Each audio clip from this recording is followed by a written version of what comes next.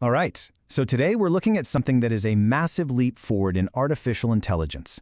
This is a project that isn't just about making AI smarter, but making it fair, making it for everyone. We're diving into IndicGPT, a model built completely from scratch to serve the 1.4 billion people and the incredible linguistic diversity of India. I mean, we're all seeing it, right? The AI boom is totally transforming our world. But as these incredibly powerful tools become part of our daily lives, a really critical question pops up. Who are they actually being built for? And maybe more importantly, who's being left behind in all this? To really get a sense of the scale of this challenge, just look at India. You're talking about a nation with 22 official languages, sure, but over 1,600 dialects. That makes it one of the most complex language landscapes on the entire planet. Now, for an AI that's been trained almost entirely on English, this isn't just a hurdle, it's a brick wall. Okay, so let's break down this core issue. Why do the most powerful AI models we use every day pretty much fail to serve a population of this size and diversity? Well, it all comes down to AI's fundamental and pretty big language divide. So here's the heart of the problem. The training data, the stuff that these giant AI models learn from, it's over 90% English. So what you get is an AI that effectively thinks and reasons with an English-first worldview. And that leaves billions of people with worse performance, a frustrating lack of cultural understanding, and a very, very real digital divide. And this is where Synaptic AI Lab comes in.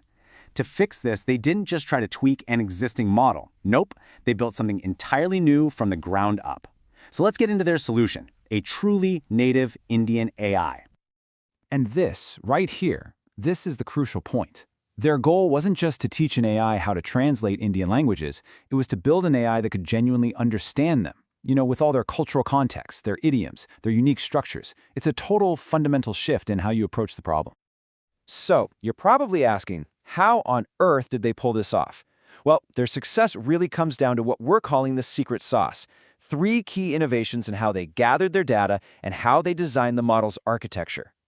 First up, the library. The foundation of any great AI is its data. It's the food it learns from. The team created what's called the Bharatvani corpus, which is just this massive, culturally rich dataset that acts as the AI's core knowledge. And this wasn't just some random scrape of the internet. This was a meticulous, years-long effort to curate the right information. And the sheer scale of this is just staggering. 15 trillion tokens of data. This huge collection was pulled from literally everywhere. Digital libraries, legal documents, regional literature, film scripts, and even anonymized conversations, just to capture how people actually talk. The second big innovation is the dictionary, or, if you want to get technical, the tokenizer. They built something custom called the BrahmiNet tokenizer. It's a tool that's smart enough to understand the shared roots of most Indian scripts. So instead of just chopping words into random letters, it actually sees the meaningful building blocks of the language. And here's why that matters. A standard AI might need, say, 10 or more tokens just to process one single complex Hindi word. IndicGPT, it can do it in just 2 or 3. That one change led to a 28% average reduction in text length, which makes the model faster, way more efficient, and a whole lot better at understanding context. Okay, so the final piece of this puzzle is the architecture itself. They used what's called a mixture of experts model. The easiest way to think about this is like having a team of AI specialists. Some experts focus on specific language families like Dravidian or Indo-Aryan. But, and this is the really cool part, they added a unique cultural layer which was pre-trained on a massive knowledge base of Indian history, mythology, and traditions. This gives the AI a deep, structured understanding of cultural context that goes way beyond just reading text. So they've built this incredible new architecture. What's the next logical step? Well, you've got to put it to the test, right? See how it stacks up against the biggest names in AI. But they immediately ran into a problem. See, most existing AI tests are just English benchmarks that have been translated. They don't really measure true cultural fluency. So the team had to build their own test, Daksh-Eval, a brand new set of tests designed specifically to measure an AI's understanding of Indian history, culture, and even code switching. And the results? Well, they're pretty remarkable. On these new tests, IndicGPT significantly outperforms giants like GPT-4 and Llama 3. I mean, just look at the scores for cultural Q&A and code switching. That huge lead is a direct result of that custom data and that special architecture we just talked about. It's not just a little bit better, it's way better at the things that actually matter for this audience. Look, the numbers are impressive, for sure, but they don't even tell the whole story.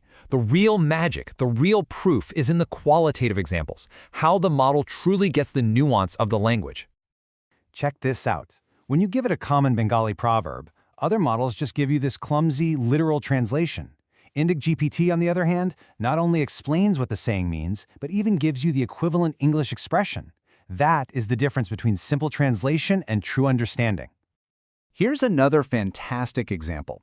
The prompt is in Hinglish, which is this common, everyday mix of Hindi and English.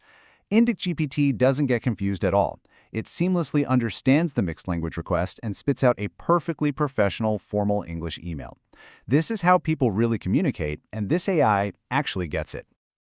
So yeah, the technology is obviously a huge breakthrough, but the final, and I think the most important part of this whole story, is its real-world impact. This is really about building AI for over 1 billion people. I mean, just think about the possibilities here. Personalized tutors that can explain quantum physics in a student's native dialect. Voice assistants that can help a farmer get crop advice in their own language. Tools that can summarize complex legal documents, improving access to justice for absolutely everyone. This is about empowering every single level of society.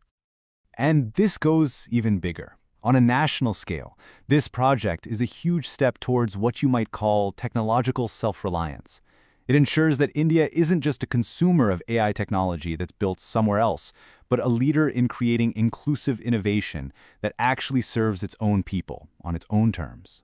What IndicGPT does is provide a powerful blueprint for how to develop foundational AI for any linguistically diverse region on Earth. It proves that a more inclusive AI isn't just some pipe dream. It's actually possible. It has opened the door for 1.4 billion people in India. And that leaves us with one final, really hopeful question.